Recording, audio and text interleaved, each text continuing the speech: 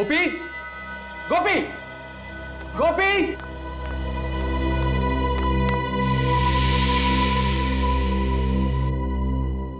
गोपी, गोपी।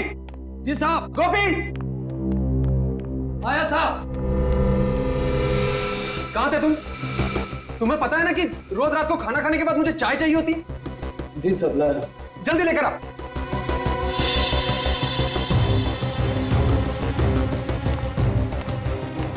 कभी कभी तुम्हें क्या हो जाता है दीपक? तुम्हें पता है ना कि गुस्सा करते हुए तुम बिल्कुल अच्छे नहीं लगते।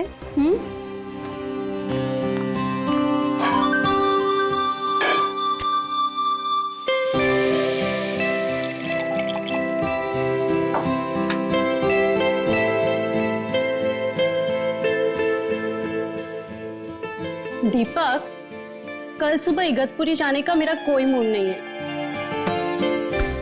माँ डार्लिंग, मूड तो हम लोग बनाने जा रहे हैं ना, तो मूड तो वहां जाकर बन ही जाएगा। क्या बात है, बड़े रोमांटिक हो रहे हो। अरे यही तो उम्र है रोमांटिक होने की। गोपी, गोपी। जी मैम साहब। गोपी, चाय के साथ थोड़ी सी बिस्किट भी ले आना। जी मैम साहब।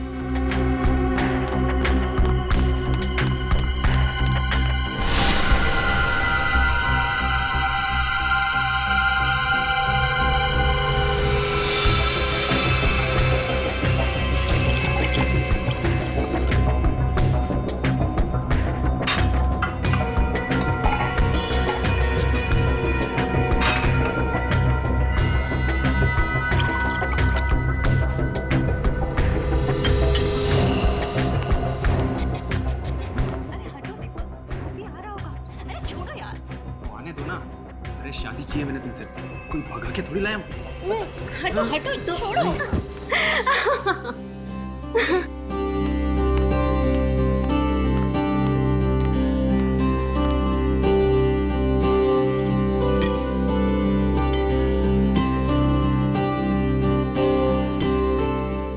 गोपी, तुम्हारी इलायची वाली चाय का तो कोई जवाब ही नहीं, और तुम्हारी जैसी चाय ना दुनिया में कोई नहीं बना सकता।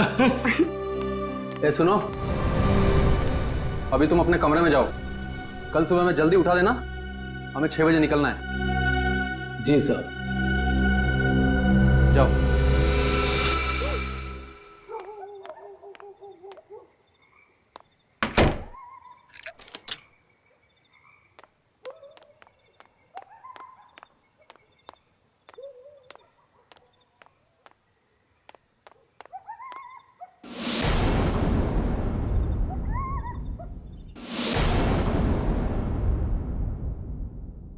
दीपक, हेमा, दीपक, दीपक, दीपक रेडी?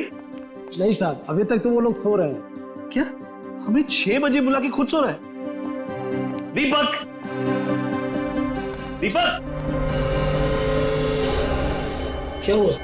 कुछ जलने की बू आ रही है ना? मुझे भी आ रही है। तब आओ देखते। दीपक,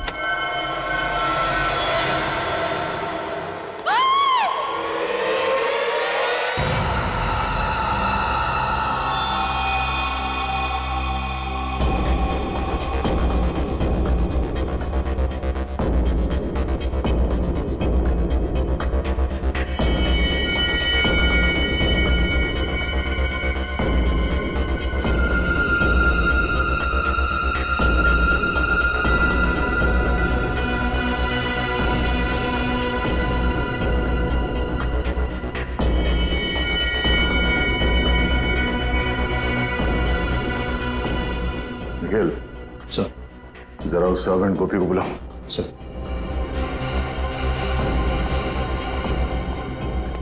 गोपी, इधर आओ।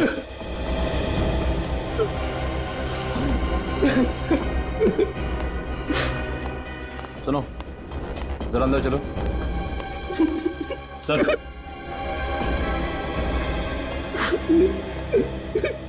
गोपी, कल रात जब यहाँ पे आग लगी तब तुम कहाँ थे? सर, अपने कमरे में सो रहा था। तुम सो रहे थे? तुम्हारे साहब और मेम साहब यहाँ पे चीख रहे थे, चिल्ला रहे थे और तुम खर्राटे मार रहे थे। ऐसी कौन सी नींद है तुम्हारी जो इनके चीखने पे या आग के धुएं से नहीं खुली? अरे नहीं सर, हमारा कमरा नीचे है ना, वहां धुआं नहीं पहुंचा, इसलिए। मगर चीखे तो पहुंची होंगी ना? कान में रुई डाल के सो रहे थे क्या? अरे नहीं साहब, चीखे नहीं सुनाई थी, नहीं भाग के ना अपने साहब को बचाता ना, वो तो थोड़ी सी पीनी।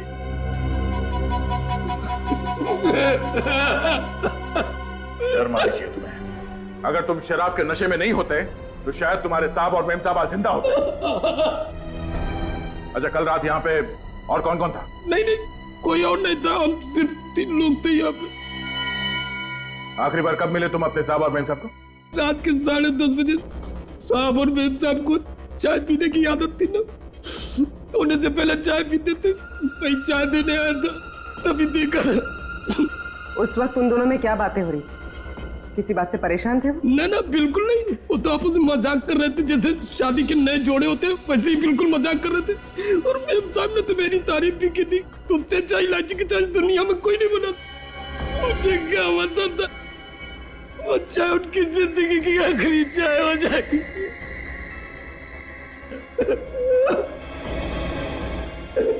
कमाल है, इस कमरे में आग लगी पर पलंग और गद्दे के अलावा यहाँ पे और कुछ नहीं जला। पर सर, जब दीपक और हेमा आग में जल रहे थे वो चुपचाप सोते रहे, वो चीखे क्यों नहीं, चिल्लाए क्यों नहीं, यहाँ से भागे क्यों नहीं? पर कहीं ऐसा तो नहीं कि पहले दोनों को मार के बेड पे सुला दिया और बाद में आग लगा दी? अब ये तो डॉक्टर सालों के ही बताएंगे कि मार के सुलाया है या सुला के मारा है।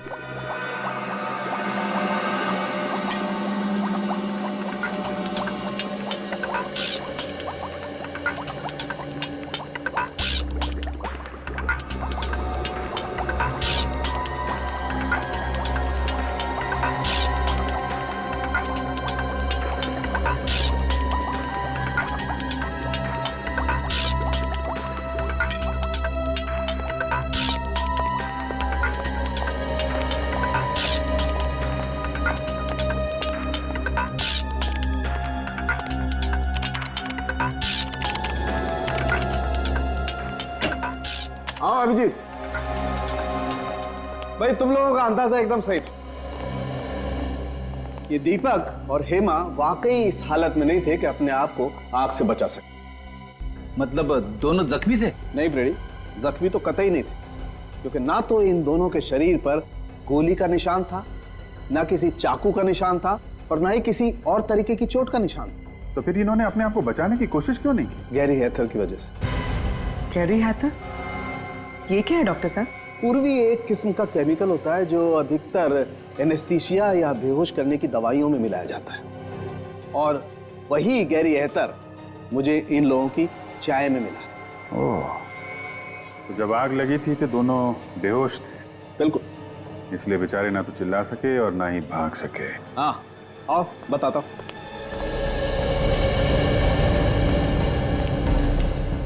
ये देखो, टेबल लैंप के इस वायर को शॉर्ट किया गया। अब जैसे ही ये टेबल लैंप जला होगा, ये वायर धीरे धीरे गर्म होना शुरू हुआ और इतना गर्म हो गया होगा कि इसमें स्पार्क हुआ होगा, और उस स्पार्क की वजह से आग लग गई होगी। ओह, तो आग इससे लगी? ये तो तुम लोग पता करो। आग कैसे भी लगी हो डॉक्टर साहब, लेकिन ये तो पक्का है कि दोनों का खून हुआ है। एक मर्डर है। खूनी को मालूम था कि दोनों रात में सोने से पहले चाय पीते, इसलिए चाय में उसने बेहोशी की दवा मिला दी और दोनों को बेहोश कर दिया। कुछ देर के बाद शॉर्ट सर्किट हुआ और आग लग गई। सर, घर का नौकर गोपी कह रहा था कि रात को 10:30 बजे चाय देने के बाद वो अपने कमरे में सोने चला गया था। रात को मेन गेट उसी ने बंद किया और फिर सुबह उसी ने खोला। सर, तो कहीं ये सब गोपी ने तो नहीं किया? हो सकता है। मुझे लग रहा है कि ये काम अकेले गोपी के बस का नहीं है, कोई और भी है जो इसके साथ मिला हुआ है। पहले एक काम करते हैं, दीपक और हेमा, इनकी पूरी डिटेल्स निकालते हैं, इनकी पूरी हिस्ट्री। जी हाँ, वो सारी डिटेल्स मुझे जल्दी से जल्दी चाहिए। Thank you sir. ये रही दीपक की जन्म कुंडली। Very good. पिछले 6 महीनों में उस पर 2 बार हमला हो चुका है, पर किस्मत से वो दोनों बार बच निकला। और दोनों बार जब इस पे हमला हुआ तो ये मीटिंग के लिए अकेला जा रहा था। सर अगर ये कोई बिजनेस से रिलेटेड दुश्मनी होती फिर तो उसे दीपक के पार्टनर मनीष को भी अपना निशाना बनाना चाहिए, सिर्फ दीपक ही क्यों? वही तो हैरानी की बात है सर, ये दीपक और मनीष हमेशा साथ साथ जाते थे मीटिंग करने के लिए, पर जिन 2 दिनों में दीपक पे हमला हुआ 7 मार्च और 14 मई को, तब मनीष उसके साथ नहीं था। मनीष कैसे साथ होता? दीपक की मौत से सबसे ज्यादा फायदा होगा मनीष को, और दीपक के घर बिना रोक टोक कौन आ जा सकता है? मनीष। दीपक सोने से पहले चाय पीता था, यह बात किसको मालूम होगी? गोपी और मनीष को। सर दीपक मेरा बिजनेस पार्टनर ही नहीं बल्कि मेरा दोस्त था, दोस्त नहीं बल्कि मेरे भाई जैसा था। अगर दीपक तुम्हें इतना ही प्यारा था तो उसका खून क्यों करवाया तुमने? क्या कह रहे हैं? मैं दीपक को क्यों करवाऊंगा? 7 मार्च और 14 मई को जब दीपक मीटिंग्स के लिए जा रहा था तब उस पे जानलेवा हमले हुए थे या नहीं? जी हुए थे, और दीपक के साथ तुम हर मीटिंग में जाया करते हैं। जी। तो फिर इन 2 मीटिंग्स में तुम दीपक के साथ क्यों नहीं गए? शायद मेरी किस्मत अच्छी नहीं। तुम्हारी किस्मत अच्छी नहीं बल्कि ये दोनों हमले तुम्हें करवाए। लेकिन सर मैं ऐसा क्यों करवाऊंगा? क्योंकि दीपक के मरने से सबसे ज्यादा फायदा तुम्हें होने वाला, ये सारा बिजनेस तुम्हें मिल जाता, तुम इसके अकेले मालिक बन जाते। वो तो दीपक नहीं मरता तब भी मैं मालिक बन जाता। क्या मतलब? देखिए दीपक इस बिजनेस से परेशान हो चुका था और उसने ये बिजनेस छोड़ने का फैसला कर लिया था। क्यों? आइए मेरे साथ।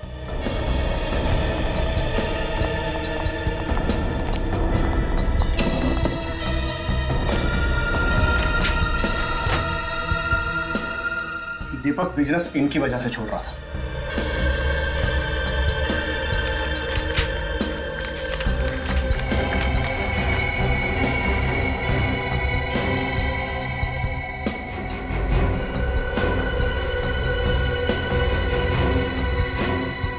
ये तो धमकी भरी चिट्ठियां है।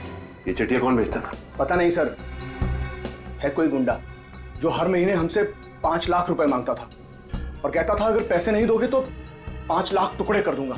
तुमने पुलिस में रिपोर्ट नहीं लिखवाई?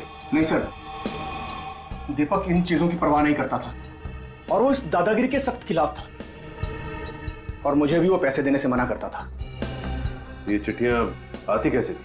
कभी गाड़ी के कांच पर लगी हुई मिलती थी तो कभी ऑफिस के दरवाजे के नीचे मिलती थी। अरे साहब आप लोग ये क्या कह रहे हैं? साहब की चाय में बेहोशी की दवा क्यों मिलाऊंगा आखिर में? ताकि दीपक और हेमा सोते रहे, कमरे में लगी आग से वो खुद को बचा ना पाए। इतनी घिनौनी हरकत तुम सपने में भी नहीं कर सकते, और साहब के साथ नमक हरामी करने से पहले हम अपनी जान न दे देते। समझ कर रखे आप लोग। देख, ये सब बातें किताबों में अच्छी लगती हैं, और सच तो ये है थोड़े से पैसे के चक्कर में तेरा ईमान टकमका गया। तूने अपने साहब और मेम साहब की जान ले ली, समझा? अरे झूठे साहब, ये झूठे। किसने दिए थे तुम्हें पैसे ये सब करने के लिए, बताओ? किसी ने नहीं दिए सब। तो फिर तुमने चाय में वो नशे की दवाई क्यों मिलाई? हाँ, लैम्प के साथ छेड़खानी क्यों की तुमने? बोलो, शॉर्ट सर्किट क्यों किया? उस लैम्प को मैं क्या छूऊंगा? मैं कैसे छेड़खानी कर सकता हूँ उसको? मुझे तो वो बाथरूम का जो पानी गर्म करने वाला होता है वो भी चलाना नहीं आता, तो इसको क्या छूऊंगा सर? इस घर में सिर्फ 3 लोग रहते, दीपक, हेमा और तुम, जिनमें से 2 मर चुके हैं, तो बचे सिर्फ तुम। नहीं, कल एक आदमी और आया था, उसने लैब के साथ छेड़खानी की होगी, उसने छुआ होगा। कौन आया था? वो बिजली वाली दुकान में जो होता है ना, क्या कहते हैं? इलेक्ट्रिशियन वाला? हाँ, इलेक्ट्रिशियन। कितने बजे आया था? 7, 7:30 बजे। किस लिए आया था? वो बोला था कि हाँ, साहब के कमरे का एसी ठीक करना। अच्छा, तुमने बुलाया था उसे? नहीं, मैंने नहीं बुलाया था। तो फिर किसने बुलाया? साहब ने बुलाया होगा। तुमने उसे यहाँ से बाहर जाते हुए देखा? नहीं साहब, वो उस समय तुम्हें किचन में था, कब चला गया पता ही नहीं चला। इसका मतलब सर वो इसी घर में कहीं छुपा हुआ था। हाँ, और उसी ने मौका मिलते चाय में नशीली दवाई मिलाई और स्लैम का शॉर्ट सर्किट कर दिया। मिल गया। 59 गीता मार्ग, बलवंत नगर। हाँ सर, इस एड्रेस पर कल हमारा इलेक्ट्रिशियन भोपाल गया था सर। गोपाल को बुलाओ। मगर आज तो वो काम पर आया नहीं सर। तो फोन करके जल्दी बुलाओ उसे, जरूरी बात करनी है। सर मैं सुबह से कई बार ट्राई कर चुका हूँ, लेकिन उसका फोन स्विच ऑफ आ रहा है। लगता है उस बेचारे की तबीयत ठीक नहीं है। बेचारा? कोई बेचारा नहीं है वो। दो फोन किया उसने। क्या फोन? सर मैंने तो उसे 3 दिन पहले काम पर रखा था सर। इस चक्कर में मैं तो नहीं फंस जाऊंगा ना? उम्मीद करो कि गोपाल जल्दी मिल जाए, वरना फंस भी सकते हो। तुम्हारे पास उसकी कोई फोटो वोटो है? वाह, बिना फोटो या बिना आई कार्ड के तुमने किसी को भी ऐसे ही काम पे रख लिया? नहीं सर, मैंने तो आईडी कार्ड मांगा था। उसने कहा कि गांव में भूल गया हूँ, अगले हफ्ते उसका भाई आया तो लेके आएगा। उसका चेहरा तो याद है ना तुम्हें? हाँ सर, बहुत अच्छी तरह। उसका स्केच बनवाओ हमारे लिए। पता तो चलिए गोपाल कहाँ कहाँ शॉर्ट सर्किट करता फिर रहा है।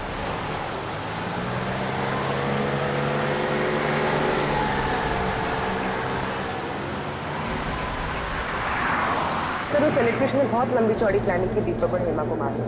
सर ना सिर्फ उसने उनके लैम्प के तार के साथ छेड़खानी की, बल्कि उनके चाय में बेहोशी की दवा भी मिला दी। मुझे तो लगता है कि एसी ठीक करने के बाद भी वो घर से गया ही नहीं होगा, वहीं पे कहीं छुप के बैठा होगा, इंतजार कर रहा होगा कि कब वो दोनों वापस आएंगे और कब वो उनकी चाय में वो बेहोशी की दवा मिलाएगा।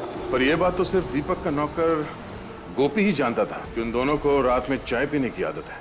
सर मुझे तो लगता है ये गोपी भी इस जुर्म में शामिल है, क्योंकि सर बिना किसी अंदर वाले की मदद के ये गुनाह कर पाना थोड़ा मुश्किल लगता है सर। गुनाह किसी अंदर वाले ने किया है या किसी बाहर वाले की मदद से किया गया है, ये तो स्केच की पहचान होने के बाद ही पता चलेगा। हाँ श्रेया, अच्छा उस इलेक्ट्रिशियन का स्केच है हमारे क्रिमिनल रिकॉर्ड में? क्या नाम है उसका? ओके ठीक है, हाँ बोलो। अच्छा ठीक है सर, वो इलेक्ट्रिशियन गोपाल एक तनुज नाम का पुराना मंझा हुआ अपराधी। तनुज? और वो धमकी भरे खत, उसका कुछ पता चला? हाँ सर, उन पे लगे हुए इंग्लिश के निशान बताते कि वो रंगा नाम के मुजरिम थे। सर इस रंगा का भी पुराना रिकॉर्ड है, बिल्डर्स बिजनेसमैन वगैरह को धमका के पैसे लेते। तब ये तनुज रंगा के लिए काम कर रहा है। और सर रंगा ने शायद उन दोनों को इसीलिए मरवा दिया क्योंकि दीपक ने उसे पैसे देने से इनकार कर दिया। लेकिन सर हम इस रंगा तक पहुंचेंगे कैसे, क्योंकि हमारे पास इसका कुछ अता पता भी नहीं है। निखिल, चूहे को बिल से बाहर निकालने का सबसे अच्छा तरीका क्या है जानते हो? क्या है सर? चूहे के बिल के बाहर रोटी का टुकड़ा फेंको और आराम से बैठ के तमाशा देखो। इस रंगा नाम के चूहे को बाहर निकालने के लिए रोटी खिलाएगा मनीष, दीपक का पार्टनर मनीष।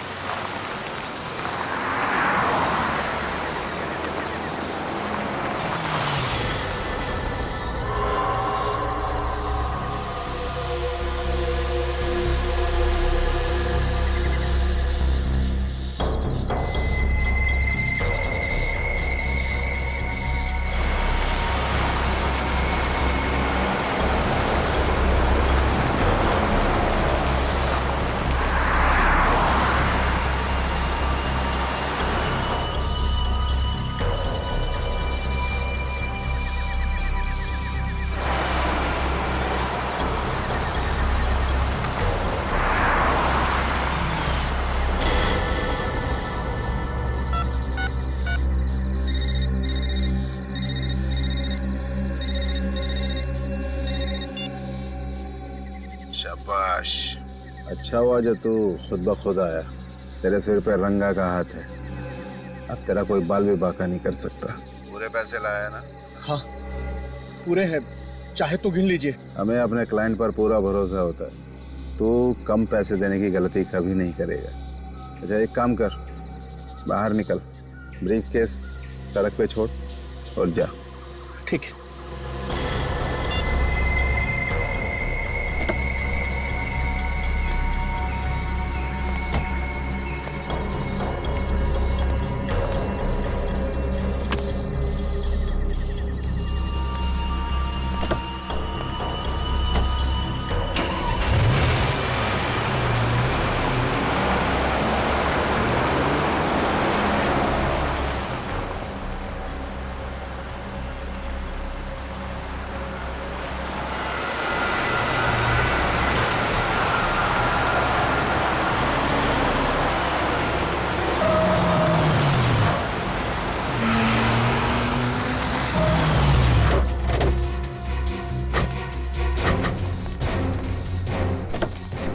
निकल।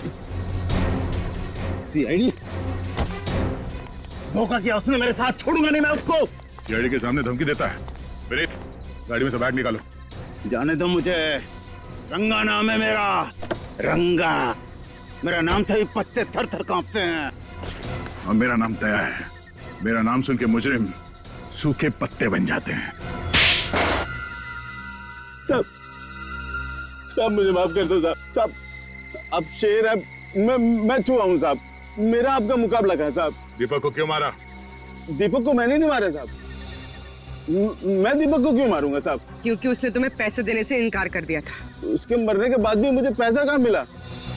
साहब मैं तो छोटा मोटा गुंडा हूँ, तो छोटी मोटी धमकी देता हूँ, पैसे ऐंठता हूँ साहब। खून करने की तो मैं सोच भी नहीं सकता साहब। झूठ मत बोल। तू जानता था कि दीपक को मारने से बाकी बिजनेस वालों के दिलों में तुम्हारे नाम का डर बैठ जाएगा, इसलिए तुमने अपने साथी तनुज को वहां भेजा इलेक्ट्रिशियन बना के। सोच समझ के लंबी चौड़ी प्लानिंग की थी तुमने खून करने की, क्यों? मगर साहब तनुज अब मेरे साथ काम नहीं करता। एक महीना हो गया उसे मेरी गैंग छोड़े हुए। तो फिर ये तनुज किसके साथ काम करता है? मुझे नहीं पता साहब। हाँ, वो कह रहा था कि वो अपनी खुद की गैंग बनाएगा साहब। कहीं इस दीपक की मौत के पीछे इस तनुज की गैंग का हाथ तो नहीं है?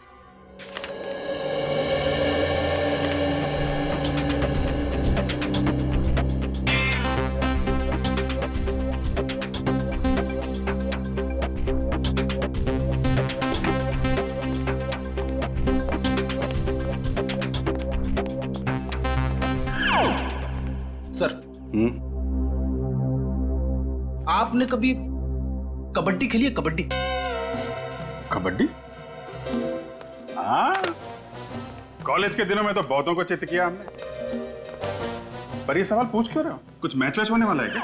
अरे नहीं नहीं सर, दरअसल बात यह है कि तनुज को लेकर मेरे दिमाग में कुछ सवाल आपस में कबड्डी कबड्डी खेल रहे, और जब तक उन सवालों के जवाब मुझे मिल नहीं जाते तब तक मेरी सांस अटकी रहेगी। अच्छा, चलो बताओ, कौन से सवाल हैं जो तुम्हारे पेट में उछल कूद रहे हैं? पहला सवाल तो ये कि अगर तनुज रंगा की गैंग में है ही नहीं तो फिर उसने ये जुर्म क्यों किया? ना तो दीपक के घर से पैसे चोरी हुए और ना ही उसकी तनुज के साथ कोई पुरानी दुश्मनी थी। दुश्मनी तनुज की नहीं फ्रेडी, किसी और की थी। कोई तो है जिससे दीपक की मौत से बहुत बड़ा फायदा पहुंचने वाला है, उसने ये सब करवाया है। सर एक अजीब सी बात पता चली। हाँ? क्या बात है? सब परसों हाईवे नंबर 47 पे एक एक्सीडेंट हुआ था किसी नरेश का। उसमें भी हस्बैंड और वाइफ दोनों जलकर मर गए थे। अच्छा, उनका इस केस से कुछ लेना देना है? हाँ सर, 4 बातें एक जैसी इन दोनों केसेस में। पहली, नरेश की भी दीपक की तरह नई नई शादी हुई थी। दूसरी, नरेश और उसकी वाइफ दोनों ने खुद को आग से बचाने की कोशिश नहीं की। और तीसरी बात सर, उन दोनों की बॉडी में से भी वही कैरी हैदर नाम का केमिकल पाया गया जो इंसान को बेहोश कर देता है। और चौथी बात? चौथी और सबसे अहम बात सर, नरेश भी दीपक की तरह अमीर सक्सेसफुल बिल्डर था। बिल्डर? हाँ। है कौन ये सिर्फ बिल्डर लोगों को ही निशाना बना रहा है? इस नरेश और उसकी बीवी की बॉडीज कहाँ हैं? सर उन दोनों की बॉडीज पुलिस मॉर्ग रूम में है। एक काम करो, बॉडीज को फोरेंसिक लैब भिजवा दो। सर नरेश कुमार, इनके घर वालों से भी मिलना पड़ेगा। हमारी तो कुछ भी समझ में नहीं आ रहा है साहब कि खूनी कौन होगा।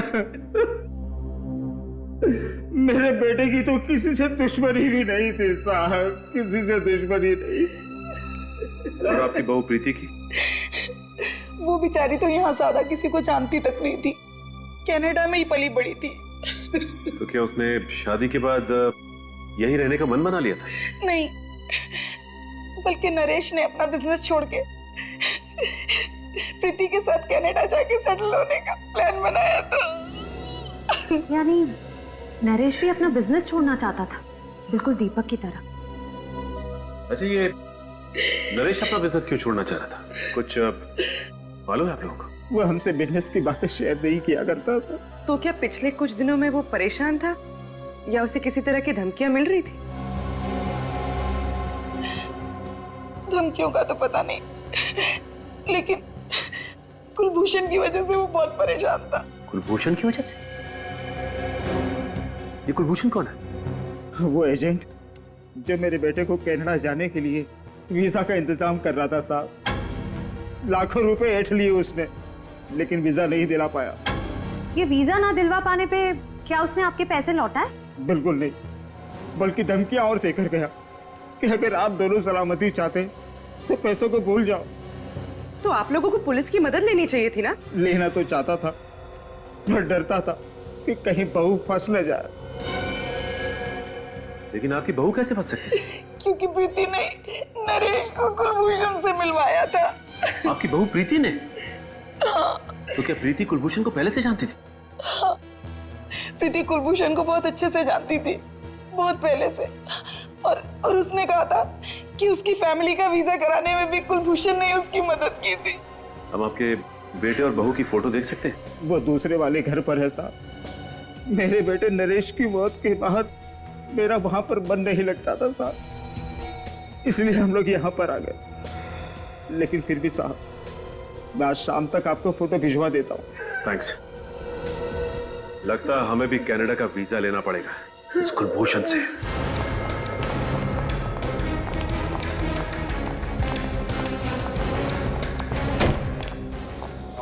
संभाल के भाई। भाई साहब, यहाँ का मालिक कौन है?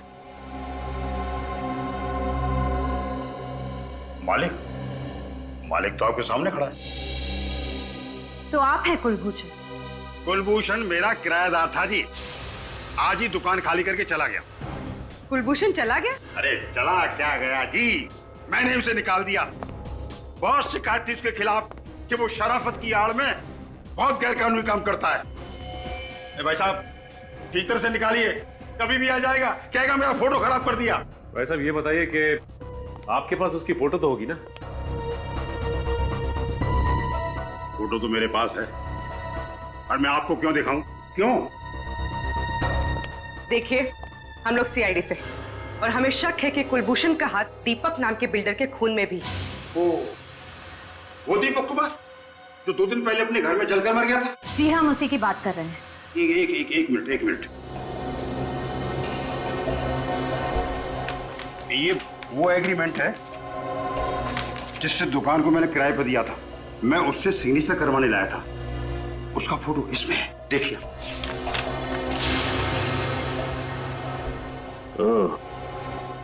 ये है कुलभूषण। सर, लगता है ये दीपक भी इस कुलभूषण के चंगुल में फंस गया था, विदेश जाने के लालच में। अब दीपक के परिवार वाले ही बताएंगे इस कुलभूषण का इतिहास। आप ठीक कह रहे सर, कुलभूषण ही वो एजेंट था जो दीपक को वीजा देने वाला था। मतलब वीजा दिया नहीं? नहीं दिया, पैसे भी पूरे ले लिए। जब भी हम लोग फोन करते यही कहता, आज दूंगा, कल दूंगा, यही कह के हमें बेवकूफ बनाता रहा।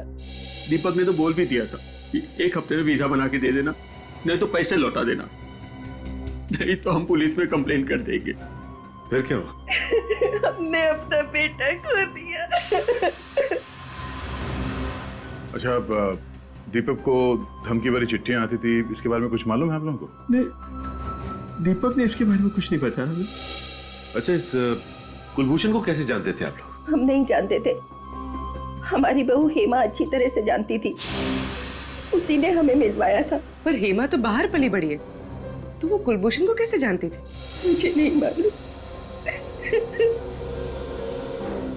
नरेश को कुलभूषण से मिलवाया उसकी बीवी प्रीति ने, और दीपक को मिलवाया हेमा ने।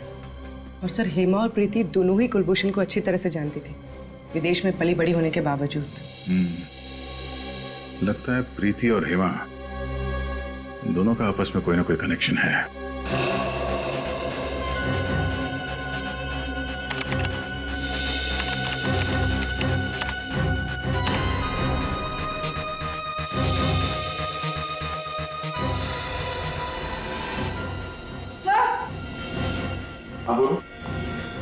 सर, ये कुलभूषण नहीं है, इसका असली नाम रणदीप है। रणदीप? ओह, ये तो पुराना पापी है। इतने सारे केसेस है इसके ऊपर 420 के। हाँ सर, ज्यादातर घपले इसने लोगों को विदेश ले जाने का झांसा देकर किए हैं।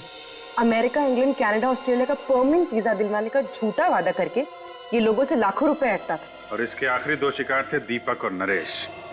मगर सर, इस रणदीप ने तो कई सारे लोगों को चुना लगाया होगा, तो फिर इसने दीपक और नरेश की जान क्यों ली? शायद उन दोनों को रणदीप की असलियत के बारे में पता चल गया होगा, इसलिए रणदीप ने तनुज की मदद से दोनों को रास्ते से हटा दिया। सर इसमें यह भी लिखा है कि ये रणदीप शादियां भी करवाता था, अमीर परिवारों के लड़कों के लिए एनआरआई बहुएं भी लाता था। अच्छा, एनआरआई शादियां? ये इस रणदीप की एक और तरकीब होगी लोगों को फंसाने की। सर, लगता है ये रणदीप उन्हीं लोगों को अपने जाल में फंसाता होगा जिन्हें या तो विदेश जाने का चस्का है या फिर विदेश में रहने वाले भारतीय लोगों से शादी करने का। हम मगर हेमा इस रणदीप की इतनी तारीफ क्यों कर रही थी? दीपक के माता पिता ने बताया था ना कि कुलभूषण हेमा को काफी सालों से जानता था। पर सर दीपक के माता पिता तो ये भी कह रहे थे कि हेमा ऑस्ट्रेलिया में पली बड़ी है, फिर इसका इंडिया में रहने वाले 420 रणदीप से पाला कैसे पड़ गया? और नरेश के माता पिता भी कह रहे थे कि उनकी बहू प्रीति काफी सालों से कुलभूषण को जानती थी। सर, इस रणदीप ने पहले हेमा और प्रीति को अपने जाल में फंसाया और फिर उनके जरिए दीपक और नरेश को अपना शिकार बनाया।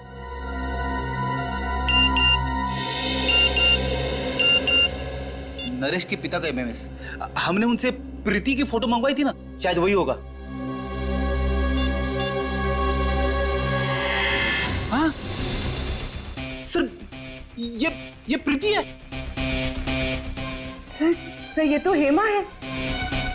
ये इसका मतलब हेमा और प्रीति दोनों एक ही हैं। ये क्या चक्कर है?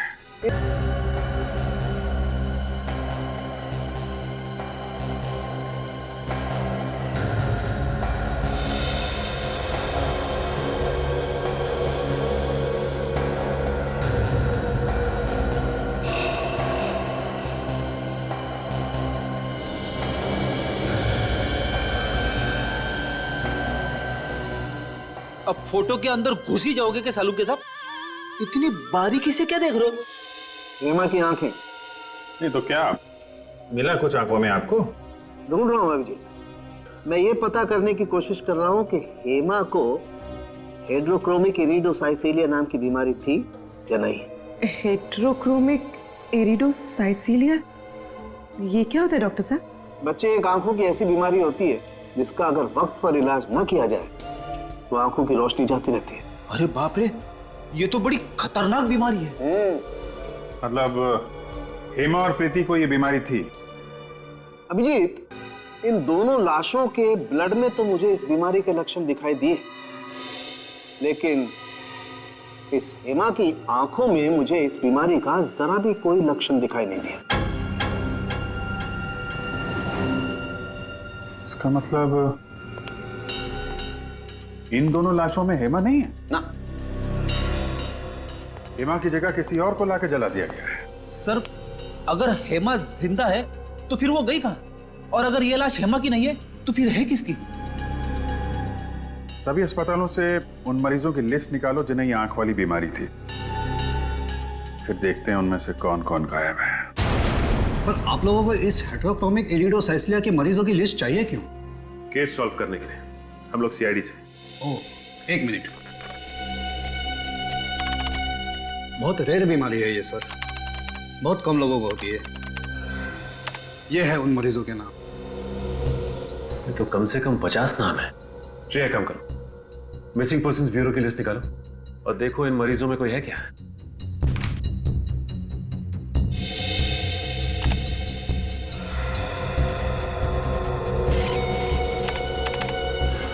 सर, आभा का नाम है इसमें। सर, गौरी का भी है। एक की उम्र 24 साल और दूसरे की 26। ये देखो, दोनों की हाइट 5 फुट 3 इंच, बिल्कुल हेमा के जितनी। और इन्हें दूर से देखकर कोई कह ही नहीं सकता कि ये हेमा नहीं है। सर मतलब हेमा की जगह इन दोनों की लाश रखी गई। लाश? जी हाँ, लाश। हमें शक है कि आभा और गौरी, इन दोनों का खून हो गया है। ये तो बहुत बुरा हुआ सर। भगवान इन दो मासूम बच्चियों के साथ ऐसा कैसे कर सकता है? ये दोनों तो अपना इलाज कराने के लिए विदेश भी जाने वाली थी। विदेश जाने वाले थे? ओह, अब बात समझ में आई। इसका मतलब ये दोनों लड़कियां कुलभूषण से मिलने गई थी वीजा के लिए, और जैसे ही कुलभूषण ने इन दोनों लड़कियों को देखा कि ये दोनों हेमा जैसी दिखती हैं, उनका काम तमाम कर दिया उसने। श्रेय, काम करो, जरा देखो इस लिस्ट में किसी का प्रोफाइल मैच करता है। सर,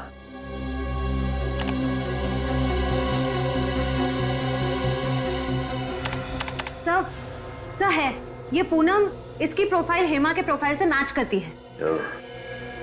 तो इसका मतलब पूनम की जान भी खतरे में है। सर ये रहा बंगला नंबर 23। सर पूनम यहीं रहती है।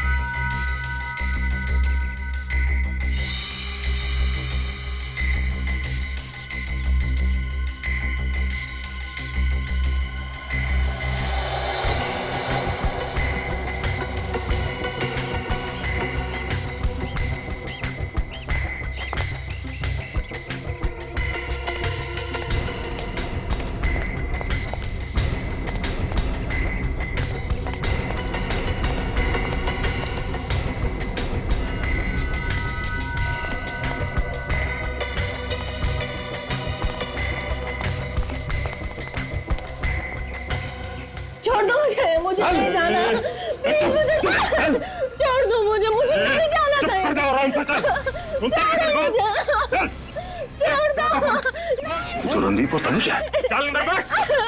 ये तो पूनम को जबरदस्ती लेके जा रहे हैं। लगता है एक और अमीर आदमी को मारने का प्लान है। चल अंदर बैठ। जल्दी गाड़ी चला, इससे पहले को आ जाओ यहाँ पे। चल। आ जाएंगे नहीं, आ गए।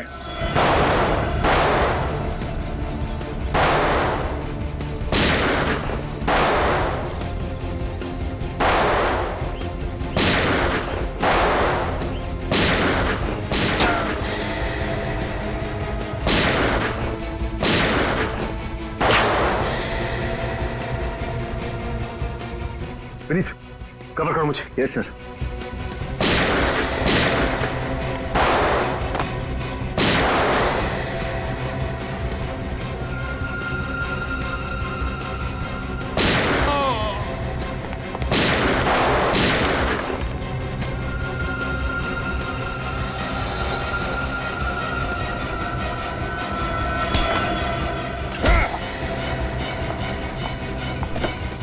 तुम ठीक तो हो ना? हाँ मैं।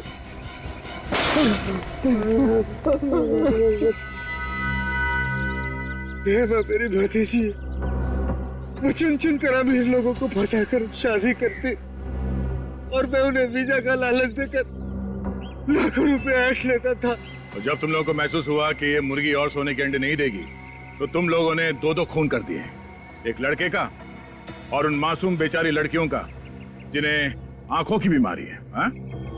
ये तो रणदीप का प्लान था। मैं तो सिर्फ सुपारी लेकर खून करता हूँ। तुम्हारा अगला शिकार कौन है? हा? और किसका करने वाला है? गौरव कौन? मशहूर बिजनेसमैन गौरव विक्रांत। वो इस वक्त हेमा से शादी कर रहा है। कहाँ है ये शादी? ये शादी कहाँ है?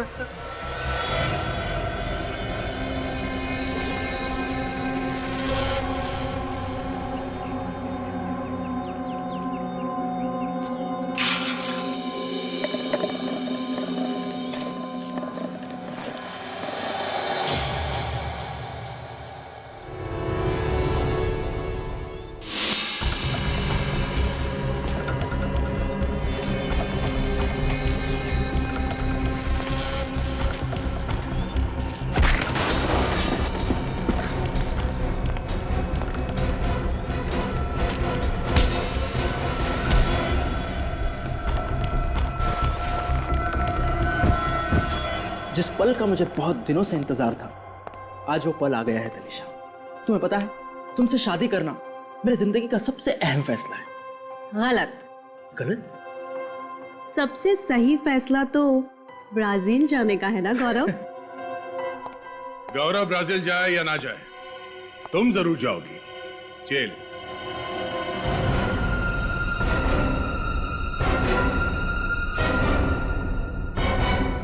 जेल? आप लोग मेरी बीवी को जेल में डालेंगे? सिर्फ जेल में ही नहीं डालेंगे, बल्कि आपकी बीवी को बड़े सम्मान के साथ फांसी के फंदे पर चढ़ाएंगे। तनिषा, ये सब लोग क्या कह रहे हैं? तनिषा नहीं, हेमा और प्रीति। क्यों, और भी बहुत सारे नाम है ना तुम्हारे। जाने दो मुझे, वरना अगले 5 सेकंड में इस कबूतर का भेजा फर्श पे पड़ा होगा। तनिषा, ये क्या कर रही हो तुम? तुम मुझ पर गन डाल रही हो? अपने पति को जान से मारोगी तुम? सॉरी गौरव, वैसे भी तुम्हारी जीवन रेखा कम थी, लेकिन अब सीआईडी के आने से और कम हो गई है। 1 2 3 4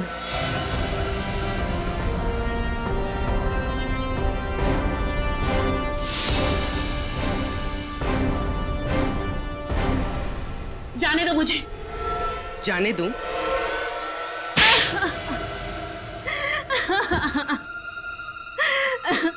हम जानबूझकर वही परिवार ढूंढते जिन्हें एनआरआई बहू चाहिए थी, और फिर उन परिवारों का विश्वास जीतकर उनके साथ विश्वासघात करते हो तुम लोग। मैं चाचा जी को कुलभूषण बनाकर अपने ससुराल वालों से मिलवाती और खुद एक अच्छी बहू बनने का नाटक करती रहती। शादी जैसे पवित्र बंधन का गलत इस्तेमाल करके तुमने बहुत ही भयानक गुनाह किया है।